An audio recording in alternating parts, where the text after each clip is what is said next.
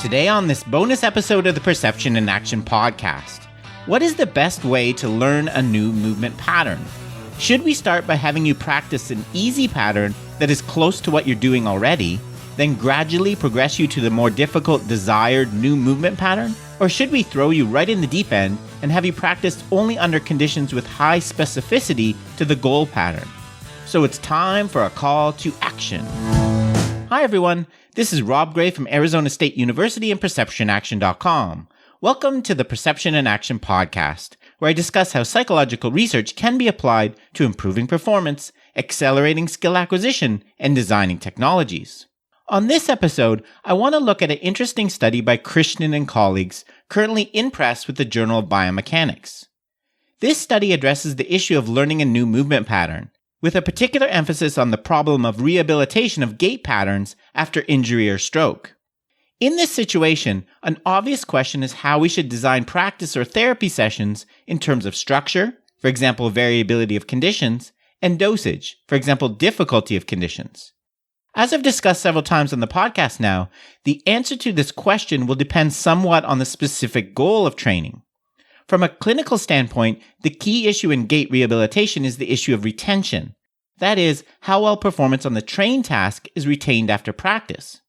Retention is especially critical in the context of addressing specific impairments, for example, stiff knee gait, where a specific movement coordination pattern is desired after rehabilitation.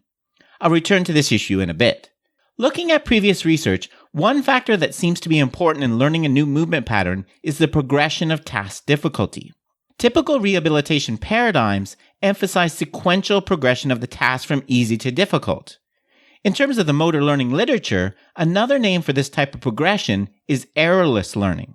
A sporting example of errorless learning would be practicing basketball shots very close to the basket, then increasing distance as you improve. It is given this name because using the progression will presumably result in fewer errors, or misses in the basketball case, as compared to starting at a far distance and moving in, or just practicing from random distances. As I discussed back in episodes 16 and 116, it's been proposed by Rich Masters and colleagues that errorless learning is an effective strategy for promoting implicit learning, because the lack of errors reduces explicit hypothesis testing and the development of declarative knowledge about the skill. Thus, there is some theoretical support for the typical easy to difficult progression used in therapy. However, as I discussed in those episodes, the actual empirical evidence in support of the benefits of errorless learning is somewhat mixed. Looking at it more closely, there are a couple other unaddressed issues associated with this easy to hard difficulty progression in learning a new movement pattern. First, if we use this progression, it will mean that the learner will spend a large amount of the practice time working on doing an easy task that is quite different from the desired outcome. Thus, specificity of training will be quite low. Second, it is unclear from previous research whether it's just the variation in practice conditions you get with the progression that is valuable, or whether a sequential easy to hard is actually necessary. If it's just the variation, then random practice should be equally or even more effective as compared to an easy to hard progression. To address these issues, Christian and colleagues asked 43 healthy participants to learn a novel foot trajectory while walking on a treadmill. The task involved learning to walk with greater hip and knee flexion angles than normal during the swing phase of the gait. To facilitate learning, a target template representing the goal ankle path was displayed on a monitor, and participants were asked to adjust their gait patterns so that their actual ankle path, displayed in a different color, matched the desired one.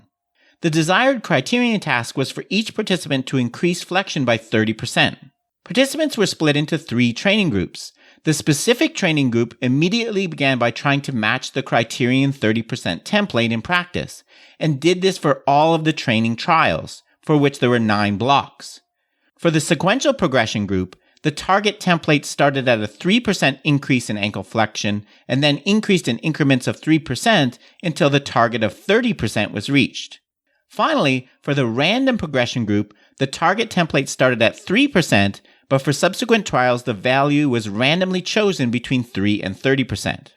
After training, all participants completed a retention test of the criterion 30% task with and without the visual feedback display. The main dependent variable was tracking error. That is, the difference between the actual and desired ankle path. What was found? Tracking error was significantly lower in the specific training group by about 20 to 25%, both when visual feedback was available and when it was not. There were no significant differences in tracking error between the sequential and random groups. So what does this all mean? First, in terms of the sequential versus random, it suggests that it's the variability of conditions that matters, not the increase from easy to difficult. But more importantly, this study suggests that in this case, varying conditions, whether sequential or random, may not be the best way to go, as clearly superior performance was achieved when participants spent all of the training time practicing the criterion task. This suggests that specificity is king. Reducing task difficulty may be counterproductive and lead to only minimal learning as compared to more specific practice. This is of course important in situations like many sports and in therapy where training time is limited and must be maximized in terms of efficiency. There are some important caveats to these findings, however. First of all, in many situations it may not be possible for a learner to jump right to the difficult criterion task due to some physical limitation.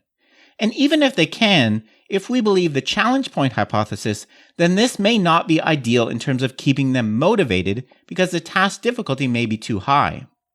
An even more important issue that the authors fully acknowledge, however, is transfer to novel conditions. In this study, the goal of training was to learn one ideal movement pattern, the 30% criterion. In such a case, it may not be surprising that high specificity of training rules. But what about the situation that we have in most sports skills, where we want the learner to become adaptable and learn to produce a range of different movement patterns depending on the conditions?